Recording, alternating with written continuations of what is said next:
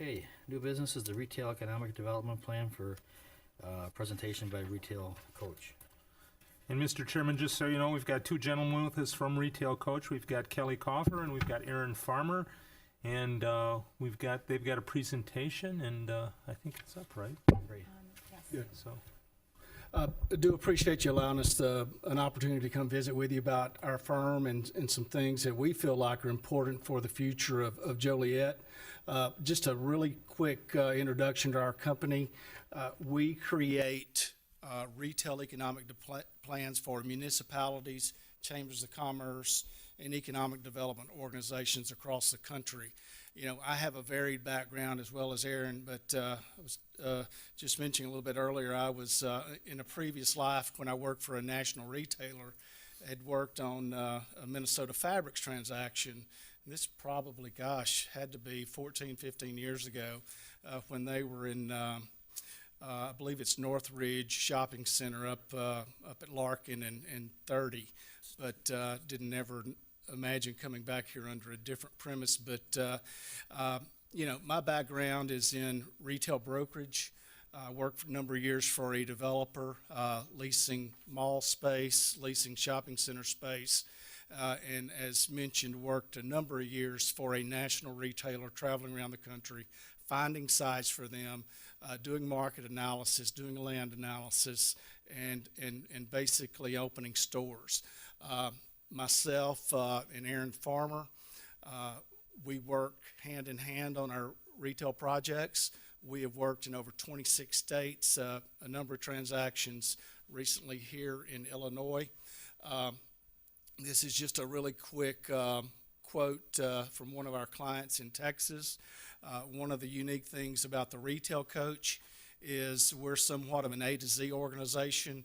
We come in, we do analysis, and we also do the recruitment of the retailers for our clients. And this is just a quote of a really big success story for us in Wiley, Texas, where we were able to assist them in landing a super target.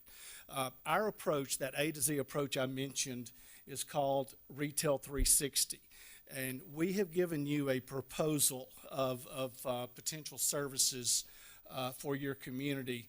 And this is just a list of them from the initial coming in, doing an area market analysis, all the way down through the recruitment, as I mentioned earlier, us being somewhat your in-house real estate arm, your brokerage arm, all the way through retail coaching, meaning that once we finish with a project, you have access to us from that point forward for a 12-month period.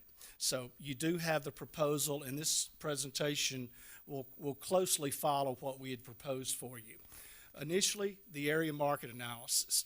We have to determine not just what's going on in your community, but we have to know what's going on in your competing communities. So we spend a great deal of time on the ground. We typically come into your market a minimum of 3 times during our work. We have to understand what your competitors are doing before we can really give you a workable strategy for your community. We have to look at it from a competitive standpoint. As you can see in this chart, how do you rate versus some of your closest communities, surrounding communities? And, you know, retailers, they look at disposable income. That's very, very important. Before we can develop a strategy, we have to know who our competitors are and basically who we are. We do a great deal of effort on the ground in the community. We learn your community from the standpoint of where are your submarkets, you know, where are potential growth areas, where are potential redevelopment areas. Redevelopment is just as important in our estimation as new development is. So we pay close attention to that. I did get here a bit early, so some of these slides are tailored to your community. I mentioned we look at submarkets. Quickly, I've determined that you have the north submarket, you know, and I just named them whatever's easiest. North submarket where your mall's located. You know, you have about 10 million visitors a year to the mall. Very successful regional, super regional location. Traffic counts up there about 34,000 a day. Very, very successful area. You've got the central submarket, which would be that Larkin Plainfield Road intersection. That's where I had done a bit of work a number of years ago. You know, you've got roughly 28,000 cars a day, and appears to be an older area. It's probably, if not the oldest, one of the oldest in Joliet. I do understand, you know, Crest Hill and Joliet stop and start there, and some of those shopping centers in certain quadrants are in Crest Hill. But nevertheless, a very successful submarket in the central part of your community. The southern submarket is Jefferson, probably from Caterpillar to the west, all the way to Larkin to the east. Obviously, huge stakeholders in that market. Walmart Supercenter, Menards, that have taken the old Jefferson Square Mall site, really has boosted that corridor in there. I think there's a lot of opportunity from this point forward to take that to the next step. And then you've got your city center submarket, which is where we are right now. You know, one of the things I mentioned on the area analysis and then really drilling down to the community is we've got to look at the existing retail. Retail pays very, very close attention to store spacing. We've got to know who is where and, you know, what kind of store spacing or duplication do they have in the market. This is what we look at as, and I called it the emerging market. I've looked at 5 or 6 maps, and to be totally honest with you, I really don't fully understand the outlines of your city limits. So as I go through this, you know, I may be talking about some things that are in the county, but I do have a pretty good understanding of where Shorewood stops, Joliet starts, Plainfield starts, that type of thing. But obviously, you've got an emerging market there, a lot of growth. Incomes are high in the area, and you've got some opportunities there to infill retail development. And then you've got the north submarket, as I mentioned, 10 million visitors a year. Very, very key for you to continue to push that submarket, keep that submarket healthy. Very, very vital. And I will say, just on the southeastern edge of that market, where I have a logo for Firestone and AutoZone, you know, that's where I see a lot of opportunity in your market, is those infill type developments that has the AutoZone, that has the Firestone, that has the Denny's. That's a good addition to that market, and I would couple them into that regional area. You've got the central submarket, as I mentioned a bit earlier, Crest Hill on the north side of Theodore and Joliet on the south side. Appears to be healthy. One of the things that I quickly note when I come to a community is you've got a Nissan dealership and you've got a Toyota dealership. Very, very key for that area. That tells me that regional consumers are driving in to shop there. When they're going to Toyota, they're going to Nissan, they're most likely going to drive across the street and shop in the shopping centers. The southern market, Aaron and I did some work in Ottawa, and know for a fact in quizzing consumers there is that they're driving in to shop at Menards, and they're shopping at the Sam's Wholesale Club. So you're getting a regional draw from the southern market as well. And as I alluded to a little bit earlier, I think from a national regional standpoint, you know, Caterpillar to Larkin is a good redevelopment corridor that absolutely has got some momentum with the addition of Walmart Supercenter and Menards. One of the things I will say is and I will speak to this a bit later, is, you know, it's important to keep the Sam's Club and that area around Sam's Club healthy, because they are key to you, because they do bring in a lot of regional shoppers. The city center submarket, you know, just a listing of some of the retailers and restaurants that are located here.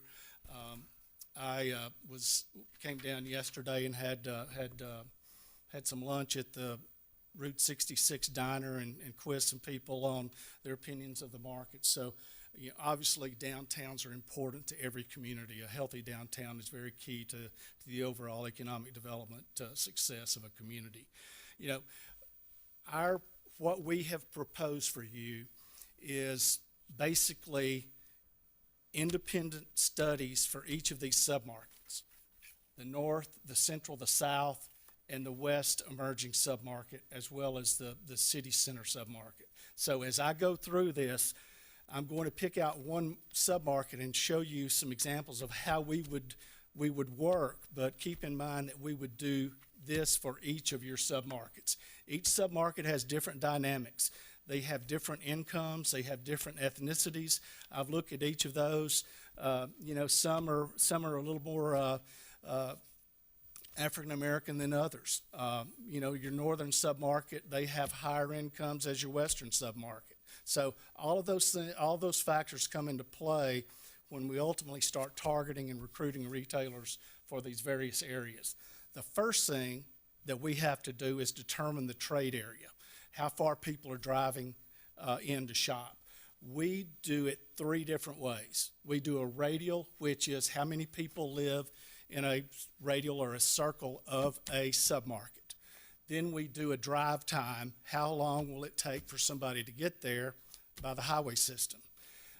One of the best ways we have found to determine trade areas is what we call the point of sale approach, where we go and we visit with retailers and restaurants in those submarkets that know where their customers are coming from. Again, using the western submarket, emerging submarket as an example, we'd go to Aldi, we'd go to Tony's, Panera, we'd go to Ace Hardware, FedEx. Now, Kohl's, Walmart, and Jewel-Osco, you may say, well, those aren't in the, within our jurisdiction. They're so close together, consumers are not going to know if they're in one community or the other. They share the same trade area. So we would go and we would visit with them, get that type of information to assist in determining where the customers are coming from. We do those three approaches because we want you to be equipped with the information that retailers and developers are going to need. And this is just what I call a snapshot of what I think you're going to be looking at on the western submarket. You've got up in the northwest, you've got Victorville influence, retail influence. They've got some established retail. Southwest, you've got Morris along the interstate. So you've got to take that dynamic into consideration. But looking at all of the retail from north to south along 59, I would say these are going to be fairly close to what your boundaries are. And you can see from just the demographic profile of that area, there's almost 80,000 people. And that is what Target looks at, and that's what Kohl looks at when they look for new stores, is a trade area to 70 to 80,000 people. So I think that this is, while it may not be exact, it's going to be very close. If we looked at a radial or a drive time using this approach, it would probably encroach over on the east side of 55. And it's hard to ask a consumer to drive west to a new market if they're passing more retail. So we look at each of the different methodologies. And then obviously, once you determine the trade area, you've got to look at the demographics. And as I outlined, the city limit parameters, as you can see on this map, there's roughly 51,000 people there, and you can see from their incomes, they're very, very strong, very, very strong amount of disposable income, which is what retailers look for. Psychographics, I know you spoke to our competitors. You probably have an understanding of what psychographics are. We definitely researched the data on each of the submarkets as far as their psychographic profile goes, their lifestyle segmentation, their purchasing habits, media habits, etc. It's important in new site selection for retailers, but it's still very, very important for merchandising stores. You're going to have a total different lifestyle segmentation of this western submarket than you're going to have in the central submarket. So retailers look at that and they merchandise their stores accordingly. So it's important that you look at psychographic profiles for each of the submarkets. And this is just a quick screen capture of a psychographic profile of that western submarket. We'll be providing a great deal of information, not just that's useful to you as a community, but also that's going to be useful to retailers as well as developers who may be looking to do something in your market. Then we look at workplace population, daytime employment, incredibly important to retailers. The traffic counts on 59 on the west submarket are about 24,000 a day. That will change over time. What they lack on in that submarket is a lot of daytime employment. You have strong daytime employment in some other areas. Very important to restaurants, as you could imagine. Using the downtown city center submarket as an example, you have very strong daytime employment, but again, I don't have a good feel of what your nighttime traffic would be. So in this day and age, restaurants need daytime business as well as nighttime business, and we spend a great deal of time looking at that. Consumer spending surveys for each submarket. We would survey the residents around those submarkets. We would want to know things like, where do you shop? How often do you shop? If we were to introduce new retail in the market, would you shop them? How can we keep your dollars in Joliet? Those type things. And that's if our clients want us to do that. We typically work with our clients in determining a database and reaching out. And we have found, just from a community development standpoint, that's a good way to bring the residents in on what you're doing. And it's also a way of really getting some good information. And I'm sure through the years you've done that if you're not doing it already. We just do it from a retail perspective. What types of retailers would you like in Joliet, in your specific area? We tend to go by the old adage that if they're not in on it or up on it, they're down on it. We want to make sure they understand what we're doing and how it's going to benefit the community. One of the things we spend a great deal of time doing is a land use analysis. We have got to determine where your opportunities are in Joliet, not just for new development, but as I mentioned, redevelopment. Very key. This is the old Kmart up in the north submarket to just south of the mall. An opportunity waiting for a place to happen. When I come into a market and I see something like that in a strip center with Bed Bath & Beyond, with Kirkland's, with Michael's, I kind of wonder, okay, are there some kind of underlying restrictions or covenants on that building because it is so well located and it should be redeveloped? We look at things like that. We work with property owners to redevelop those properties. This is what I mentioned in the southern submarket around the Sam's Club, is they need additional traffic in that area from these vacant buildings. Again, is Walmart so restrictive on their covenants that C.B. Richard Ellis can't lease that or sell that? I don't know, but Sam's is a very, very important stakeholder to you as a community, and I think helping do something on these properties is really, really key to make sure that they remain a viable tenant for you, sales tax producer, and you've got such a strong area there now. I think there's some potential to fill those spaces. Then looking at going from redevelopment to maybe new. This is the corner of Caton Farm Road and Ridge, northeast quadrant. You've already got some success with the Walgreens and the Aldi. You've got additional opportunity with adjacent land to that. You've got a school across the street, fast food, service type retail, taking advantage of the traffic that goes to the school. Then you've got other quadrants that offer opportunity. This is the one on the northwest quadrant, a large farm. I don't know that that's in your city limits right now. One map showed it in the county. And this is the southeast corner where there is a barn and a farm. Great location for a service strip center or multiple pad sites. Ridge is going to be important to your future because there's an interchange south on the freeway on 80, which will increase, I think, some opportunities through the years on Ridge. Also, if you come on east on Caton Farm Road, then you've got County Line, you've got a strip center in the southwest quadrant that does well.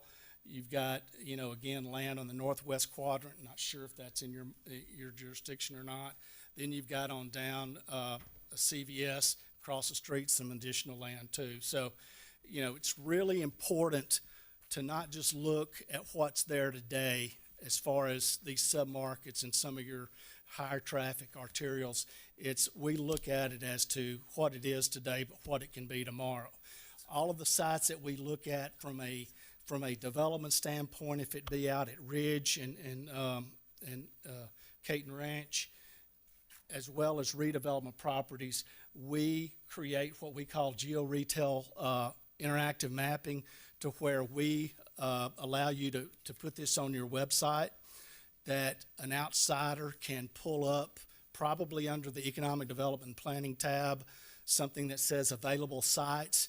And each of the sites that we profile through our highest and best use analysis and land analysis is going to be on there, and you can pull up any kind of site-specific information for those sites. If it be how large it is, how much it costs, the dimensions, the site plans, all the way through the demographic and psychographic profiles. Something that's very, very important for communities, because retailers are through these communities without you ever knowing it. And what they do when they get back to their hotel room at night, they look on your website and see if you have the information that they need to qualify you as a potential market or not. I did this all across the country. They're gauged on how many stores they own. So they do a lot of their work on the weekends and at night in the hotel room. And it's really important to have not just this information on your website, but a lot of the other stuff that we've talked about. The trade area determinations, the demographic profiling, the psychographic profiling, all of those are really, really key to you going forward and being successful with retail recruitment and retail redevelopment. Aaron is going to take it from here, talk about the gap analysis and how we can drill down and target retailers for Joliet. So the next step in our process is determining the retail opportunity. So each of these submarkets is going to have its own retail opportunity. Another way to look at it is retail leakage. How much of your residents that live here in Joliet or in this area are they leaving to go shop in other communities? You do have leakage going to other areas. So we will complete a retail gap, leakage, or opportunity analysis in each submarket. And like Kelly talked about, it's important to do that for each submarket. And we're able to identify specific retail sectors that should be in that market that aren't there. And that'll help us determine what retailers fit in the community. Really what sets us, I think, apart is our recruitment. And we match retailers for each submarket. So these are retailers, these are restaurants that should be in this submarket that aren't here. And then we go out and we recruit them on your behalf. Spending a day or so in the community, we determine we don't only need to go after retailers, but we need to go after developers as well. And that's, like I said, something that sets us apart is our relationships with not only retailers but developers. Going after developers to say, look, Kelly talked about that land use analysis. Well, here's a piece of land, or here's an existing Walmart building. Here's an existing Jewel Osco building that you could come in and be successful. So we take those specific properties to developers, match them with specific retailers, and what that does is help speed up the process. We've got great contacts with retailers. I don't know if Kelly mentioned this, but we've been in business since about 2000. And I learned this back when I was in school, and have learned it throughout being in the real estate industry. It's not about what you know, it's about who you know. And if you can help a retailer have a successful store, open a successful store, they're more likely to listen to you. And that's something we can really help you with. So we don't just send out a letter. We don't just tell you, here, these retailers should be in this market. We send emails to them. We make phone calls to them. We help set up meetings. The International Council of Shopping Centers Convention in Vegas, and there's also several that happen throughout the year in Chicago. We help you in your preparation for those. A lot of times it might be through our contacting, helping you with some meetings with some specific retailers. So retailer matching, retailer recruitment, but also developer matching and developer recruitment, extremely important and part of our process. As part of that process, going out, recruiting retailers and restaurants and also developers, we put together what we call feasibility packages. And basically, these are marketing packages that convincing retailers, convincing developers, they can't afford not to have a store here. They can't afford not to have a development here in Joliet. So each of these feasibility packages that we put together for the retailers is retailer specific. The one up here on the screen is one we put together for the Apple Store for a community. So each of these feasibility packages, like I said, customized for the retailers, customized for the developers, customized marketing pieces. Proving to those retailers, proving to those developers, they can't afford not to locate here. All of these things are extremely important, but once again, what sets us apart is our contacts with the retailers and the way we go about recruiting. At the end of the day, it's our goal to have those retailers, to have those developers sitting in front of you, sitting down at a table, talking about specific sites. This is a site you need to look at, and through that land use analysis, really being able to match up retailers and developers not only with submarkets, but with specific properties. And if you're able to take 2 or 3 properties to a specific retailer, to a specific developer, what it does is speeds up the process. Really, you're doing a lot of the retailer's work, the developer's work for them. Couple more slides here, but community and economic development recommendations. And driving around town today with Kelly, we got to talk to a number of people, but we also ate at a restaurant, stopped in to a couple of your retailers. And really, community development is something that we've heard for years, we've said for years, community development precedes economic development. You have some areas that are in need of some community development. And as part of our process, instead of just providing data and saying, go after it, we look at each of your submarkets. We look at each of these properties and make recommendations, community development recommendations. Maybe it's graffiti on a sign, or maybe it's, this area is run down and needs some improvement. We make specific economic development recommendations to help in that process. What really sets us apart as well is the amount of time we spend in the community. And in order for us to go out and sell Joliet to a retailer, a restaurant, or developer, is we've got to know what's happening at the corner of Larkin and Main Street. Specific streets in the community, what's happening, and that's part of that community and economic development recommendations part of it. Retail roadmap. We realize that this is a process and not just a one-time event. So putting together a roadmap or a plan that something's happening every single month. Something's happening every week that we're getting in front of retailers, we're getting in front of restaurants, just as we proposed there, but making sure the momentum is continuing. A lot of times it takes retailers, developers, 6 months to 18 months to get in the market. We're with you for that entire process to make sure it's happening. Kelly touched on this earlier, but retail coaching. We stick with you to make sure you're successful. So at the end of our project period, we provide ongoing retail recruitment support. We contact retailers and restaurants quarterly. Like I said, staying in front of them, extremely important. There's opportunity there. We'll make a minimum of 3 trips to your community during the project. I would say typically we make more trips than that to a project. Having spent some time here, understand the opportunity that exists here, looking at each submarket individually is important.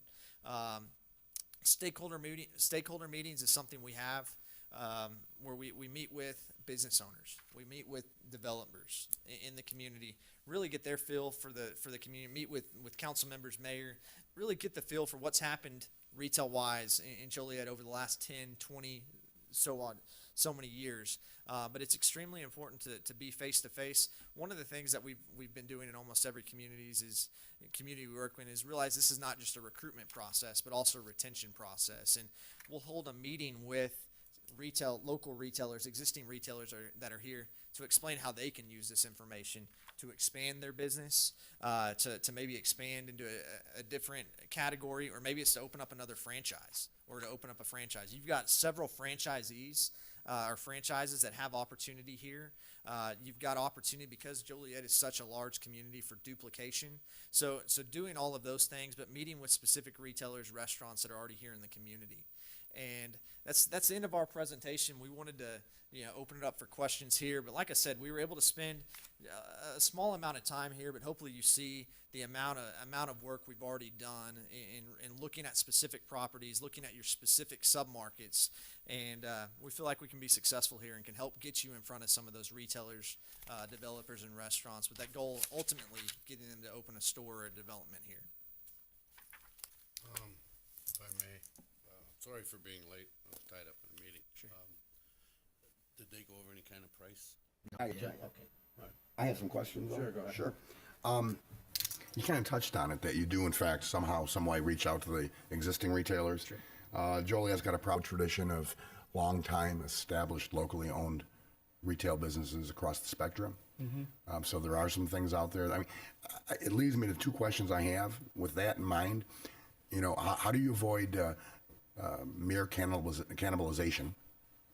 And at the same time, if we bring in national or regional chains, for instance, how do we avoid, the homogenization too? Mm-hmm. So, I'm talking about just a bland, tan look. Sure. Well, I think I can kind of start off on that. One of the things we do, and I think it's important that we look at each individual submarket. If we were to look at Joliet and really look at the retail opportunity, retail gap analysis, just looking at it through the citywide opportunity there, you're going to have some surpluses in several categories. Looking at it from a individual submarket standpoint, you're going to have some leakages and some opportunities. We make sure through our process, being here in the community, that we don't want to duplicate what's already here. Having that knowledge, spending time here in the community, knowing how much opportunity exists here, we make sure that if it's a local business that can expand to capture a category, we get that information to them so they expand. Do you do work? Okay. We do. We work very closely with those local businesses. That's why we do this retail gap, and we call it an opportunity analysis as well. Drilling down to your question about independent businesses, my family was in the independent retail, business. I know how an independent thinks, and to pay someone from the outside to come in and bring in more competition is I understand that. What we do is specific things for the mom and pop or independent businesses through these retail opportunity analysis. We will meet, we have what we call workshops with these independents to show them and explain to them how we came up with this information, why it's relevant, what they can do with this information. And we've had success stories of where there's been new businesses opened because there is a certain leakage in the market. We've had expanded merchandise. We've had a number of different things result from that. But it's also important to educate these independents as to what you're doing and why you're doing it. And there's going to be some that will benefit from it more than others.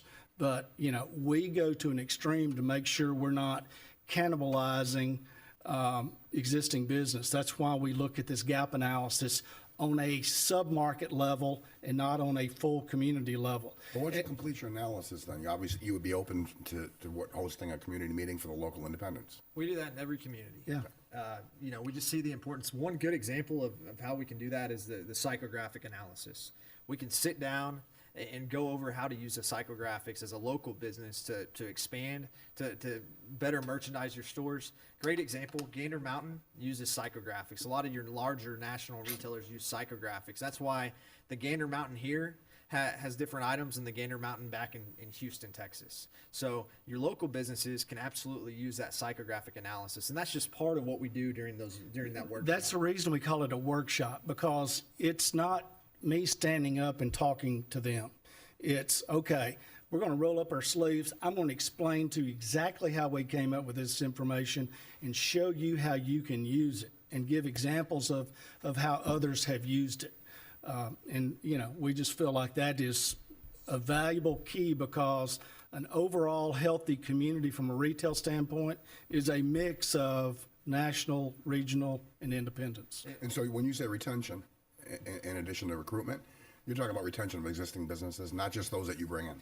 I'll give you just a real quick example that jumped out at me. When I first passed by the Sam's Club, I thought, someone needs to be reaching out to Sam's Club to make sure that they know that they're wanted, they're needed, and if there's any issues that, you know, you as a community leader may need to be aware of.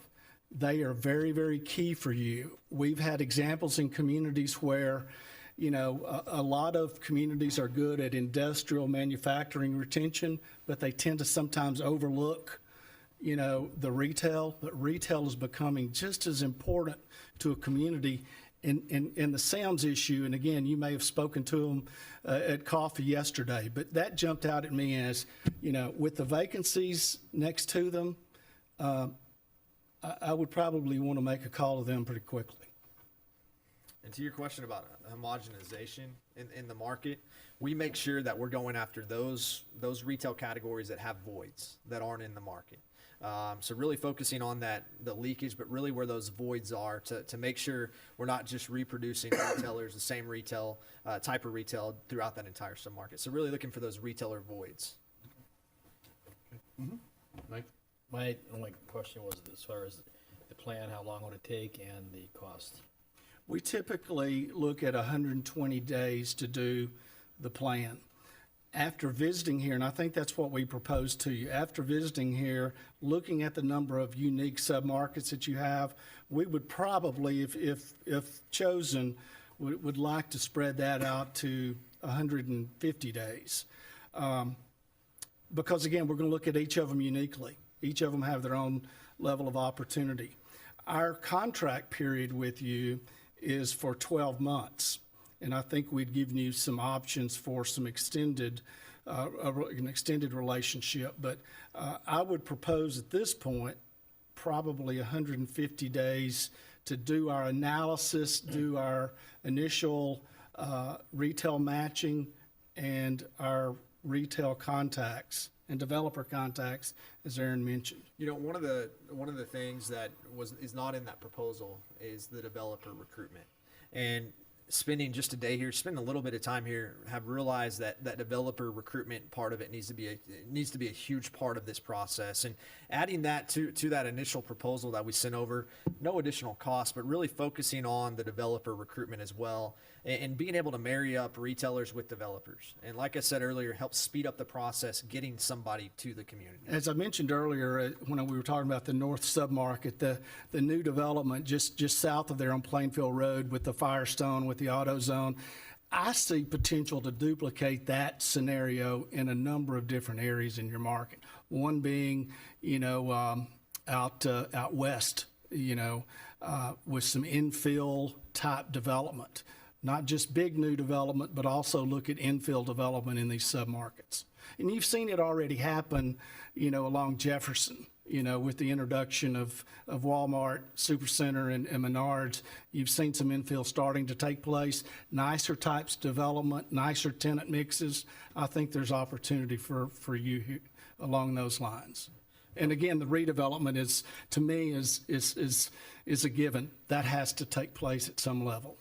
From a cost standpoint, Kelly, do you want to touch on that? Our proposal was a fee of $50,000 plus expenses for the 3 trips here.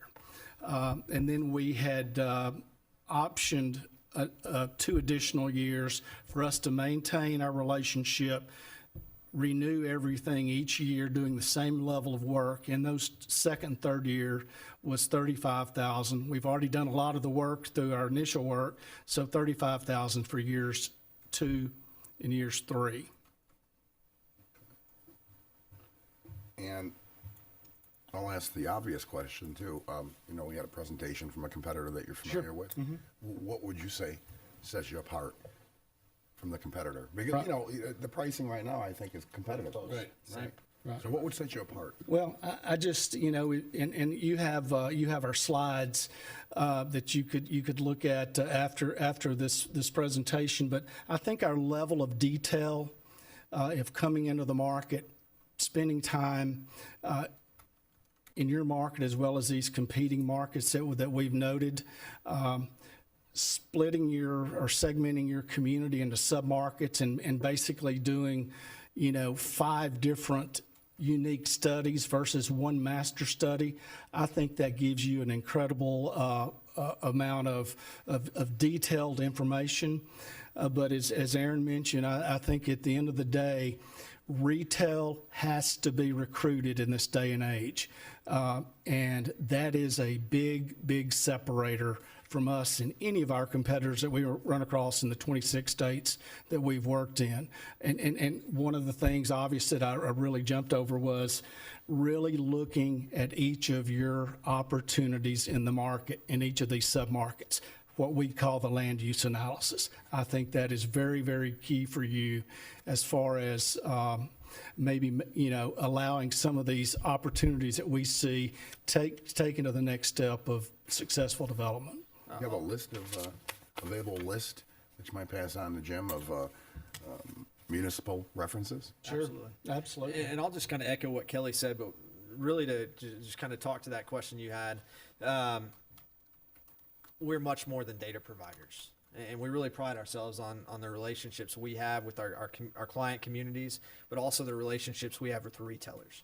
And I think it's no doubt what separates us is, like I said, much more than data providers, but we're out there working on your behalf, recruiting the retailers and restaurants, much more than just sending a letter to them or sending information to them. We're making phone calls to each of them. We're sending emails. We're setting up meetings for your staff with these specific retailers. And like I said, I think our background, and we'll be happy to get you a list of references, but it'll speak for itself. Great. Thank you. And I will mention that I'm going to be in Chicago on the 31st of January speaking to NIU's financial forum about retail, where we are today, and the trends for 2014 and 2015. I don't know if you attend those, but I just wanted to make you aware of that. And we'll be happy to send over our contacts we have with the Illinois Municipal League. Yeah, we speak annually. We hold a session at the Illinois Municipal League, and we're just here a couple of months ago, and has proven to be very beneficial for, I think, them as well as us. That'd be great to get the contacts. All right. Do you provide this service for any Illinois cities now, or which ones? We do. Yes. Let me say this before he jumps in. We are very sensitive about working with competing communities. So during our work with you, we will not be working with a competitor down the road or up the road. So, that's very important to us that we maintain that integrity. It's not about how many transactions that we can do. It's about helping the community. So that's a part of all of our proposals. We do work all over Illinois, small to large communities. Some just off the top of our head right now, Fox Lake, looking over at Dyer, Indiana, Columbia, Illinois. We have done some work in Ottawa in the past. There's a number other, but those are Roscoe's another one. We're working with them as we speak. Yeah. All right, very good. Just send us those references. Yeah. Sure, absolutely. Thank you. Thank you very much. Okay, thank you for having us. Thank you all. Well, I have one more question, Mayor. Sure. I'll put him on the spot. It's a very hot topic for us, right? What's that? At first blush, what's your thoughts on downtown? Oh, that. I'll answer that. Difficult. It's large. It's hard. I mean, you can work there for years, and due to the size of it, it's hard to see that you've gotten a lot accomplished. My thought was, you need to see block by block success, focus on a block at a time. Like I said, I had lunch at the diner the other day and was quizzing some people about the downtown. I realized that, you've got some key stakeholders, properties, businesses downtown. And in me looking at the 1 mile radial of downtown, you've got 19,000 people that live within a mile radial of downtown. Their incomes are lower. I think the key for you is to work, again, 1 block at a time, 1 successful business at a time. We are working in a lot of downtowns because people are starting to see renewed interest in downtowns. With the Rialto, with the churches, with the library, obviously with the casino, courthouse, city hall, those type things. You've got a lot of employment down here. It's just converting it from a daytime employment center to a nighttime entertainment center for a community the downtown your size is a big jump. People have to feel like they're safe. They want to go to places that they want to go. We are seeing in our business franchises take a look at downtowns like never before. They want to know that they're going to go somewhere where they have good lunch business and good dinner businesses. I think the Dunkin' Donuts that you have, and it's outside of probably your city center definition, but that's investment, and that's what you want to see downtown. I'm a firm believer you've got to do it in small steps so you can start showing people successes that you're having.